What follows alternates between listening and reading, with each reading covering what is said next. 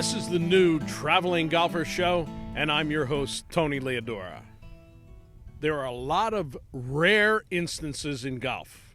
Of course, the hole-in-one, or even rarer, the double eagle. But in 2013, one of the rarest things in America, a brand new golf course. 2012, 154 golf courses closed in America, only 12 opened. One of those, Heritage Creek Golf Club, right here in Jameson, Bucks County, suburbs of Philadelphia. A real shot maker's course, an exciting new design by Kelly Blake Moran, daily fee course. 9 holes open now, 9 to come, but the 9 that are open are exciting, challenging, beautiful, and we bring them to you right here on The Traveling Golfer. American owned, family operated, 5 generations, fiercely focused on one thing, putting the best beer on the bar. Yuengling, America's oldest brewery.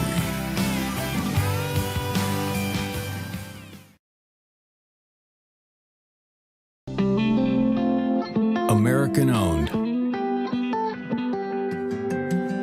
family operated, 5 generations, fiercely focused on one thing, putting the best beer on the bar. Yuengling, America's oldest brewery. We're with Kelly Blake Moran, architect here at Heritage Creek.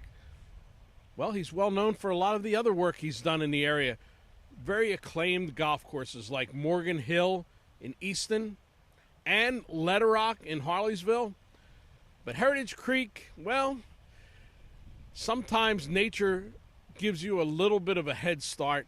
Kelly, this was a piece of property that looked to me was made for a golf course. It is, Tony. It's a beautiful piece of property naturally. Before we got here, we had some natural rolling hills. It's relatively rolling on this side, and then on the other side of the property where we have a couple of holes right now, it's a little bit more dramatic, more some steeper slopes in some areas, more wooded. And then, of course, we got the little Neshaminy Creek that separates the two, and that eventually we cross with the par 3, which is just one of the more beautiful settings, I think, in this area. Yeah, this is the little Neshaminy Creek as opposed to the Neshaminy Creek, but in parts of it, it's pretty big. And of course, Kelly, with modern technology, golf course architects can build interesting courses on basically what's a flat parking lot by moving a lot of dirt. But I think that you architects enjoy it a little bit more when you don't have to do that. And in this particular case, you were able to use a lot of the natural topography. Yes, we spent a lot of time walking this land, and Ryan was with us for some of those tours where we walked this land before anything was here. And it's always fun to find those natural formations that you can then incorporate into the routing plan. You're not quite sure how you're going to do it at that point when you're looking at it, but you know this part of the site's got to be a part of the golf course, and somehow we've got to work this topography, this terrain into the design of the hole. And eventually that's, is how the routing plan is formed, working around those unique features that are a part of the property, which we had a lot of here. Well, let's see some of those other parts of the property, and maybe we'll even play a little bit of it. All right, that sounds great. Okay. Well, here we are at the 3rd hole, par 4. I think it's a very fair hole that golfers will enjoy playing. Tell us a little bit about it, Kelly. Yes, Tony, we're, as you said, we're on a par 4, relatively short par 4. Most of the hole was through the woods, so we did clear out this area to create the corridor for the hole. We have a bunker on the left-hand side that you can't quite see from the tee, but once you get up there, there's a nice large bunker along the left-hand side of the fairway, so it really makes you play close to the tree line on the right if you want to have that good angle into the right pin areas, or you play a little more to the left, closer to the bunker, to have that good angle coming into the left side of the green. Well, 365 yards. Let's see how we do.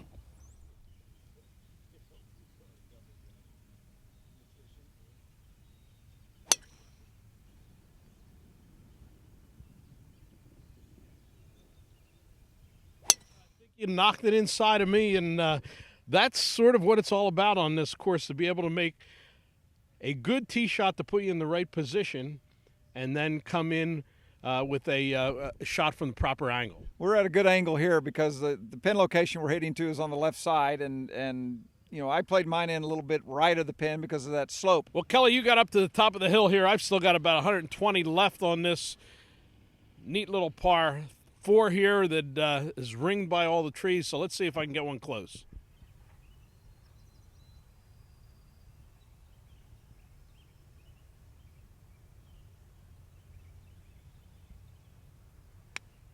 Well, Kelly, just as you said, you took it in off of that little slope, and you've got a good birdie putt there. I was a little shorter. We'll see if I can run one in, see if there's any birdies in the day for us. I think there are.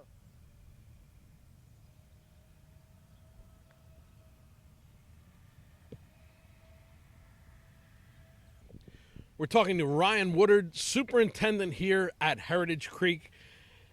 Folks, you've heard of the bridge over the River Kwai. This is the bridge over Little Neshaminy Creek, and they had to put it in here, and Ryan was part of that. What was it like? You've been involved with golf courses. What was it like building a bridge?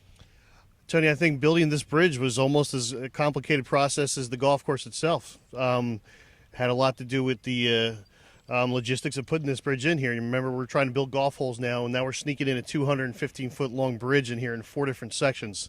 Now, Ryan, you had experience in not only taking care of a golf course, but starting a golf course when you worked at LEODORA, one of Kelly Blake Moran's other golf course projects. How much did that experience help you when you had to put together Heritage Creek? Tony, that experience was invaluable. Working with Kelly, previously at LEODORA, and working with a growing, from start to finish over there was really what helped prepare me to take on this job here. And, we've had some challenges here, but it really helps that I've had that experience there. Tell us a little bit about growing in a golf course. How long did it take from the time that the last bit of dirt moving was completed to when you opened? Well, this golf course in particular went in a couple different phases. We started it back in 2006, got about 6 of the holes done, came back in, took a little bit of a break, and came back in and did some more in 2010 and 11, and finished up in 12.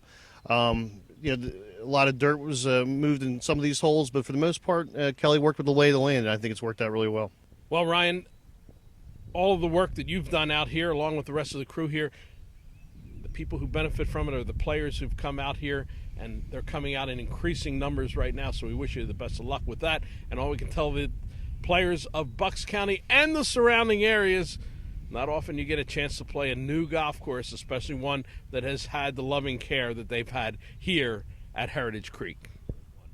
Well, Ryan, for the uninitiated, all of the greens here at Heritage Creek have been outfitted with 2 flag sticks, 2 holes, 2 opportunities to make birdie, but that's so you can play 18 holes here on this 9-hole course that one day will be 18. Yes, that's correct, Tony. It was also based on my putting style, which is all over the place, but it was basically so that we could get 18 holes in and get different looks. I mean, Kelly has some nice, big, strong greens here and a lot of movement, like you can see on this hole here, and I think that gives you a little bit of different look at each hole. Yeah, so you have the choice here at Heritage Creek, and that's really an important thing, of being able to play 9 or 18 in today's crowded atmosphere that we have in our time schedules that are so crowded. If you only have time for 9, that's all you need to play here at Heritage Creek and have a good time. That's right, Tony. We're here to escape into nature here, and you're going to do that here, and if you only got a short time to do so, come play 9 holes. But if you got time, come swing around again. Let's play 18. Relax, get rid of all that work stress and all those things that you've been worrying about all week, and come here and enjoy yourself. Heritage Creek is built on a beautiful promontory here in Bucks County, a high piece of the property. Of course, that means wind is always a big part of the equation. They're going to help you out a little bit when you're out here to know where that wind is coming from.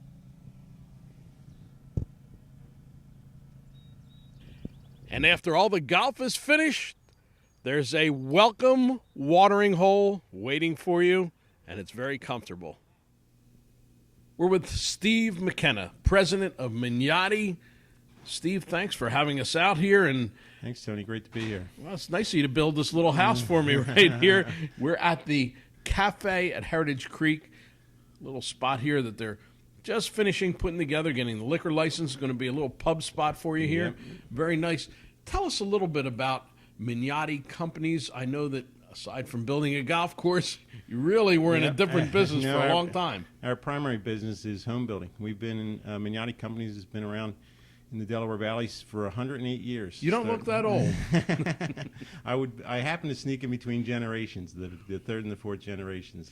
But started home building in the Philadelphia area, and we do mostly larger communities in Bucks and Montgomery County, and we're also over in Ocean County, New Jersey. Yeah. So Heritage Creek Golf Course was part of a master plan community, which is Heritage Creek and Golf Club Estates, two different portions of a community that we're basically at the tail end of finishing the next to last phase, and we'll be starting the last phase this fall, which is exciting. We're going to have another 90 homes in there. You know, the first phase, despite the economy and things that went on in the last few years, was very successful. So I guess you're excited about the second phase? Yeah, we're very excited. I mean, we're in the heart of Bucks County. This is Central Bucks County, great school district, that fabulous location for a golf course. There's a lot of great golf courses in the area, but there's not many, I'll say pay-to-play, if you will, golf courses that are there for the public to play on, that almost have a private country club feel. And we think we've done a good job of giving that opportunity to people to come out and play here. Yeah, well, if you always wanted to live where you play golf,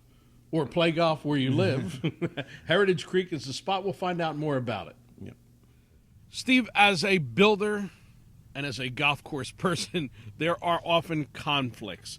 Tell us a little bit about how you were able to put a golf course in concert with the houses here at Heritage Creek.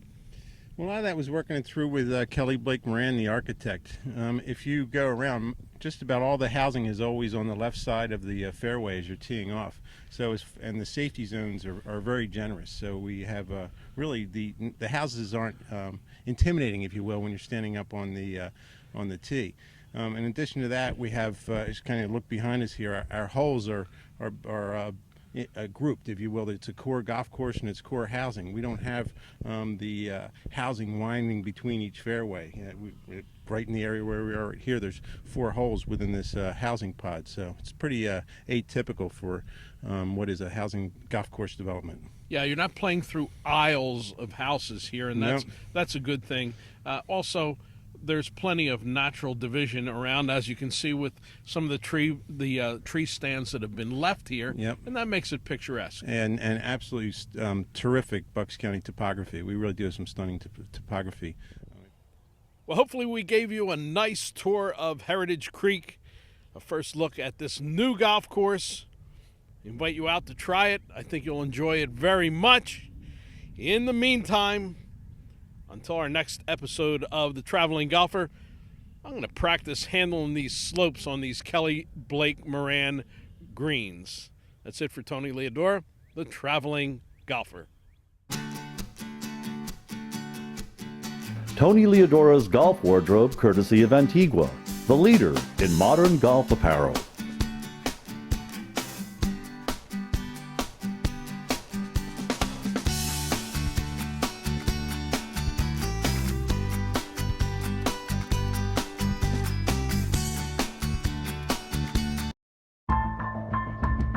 There can be only one number one.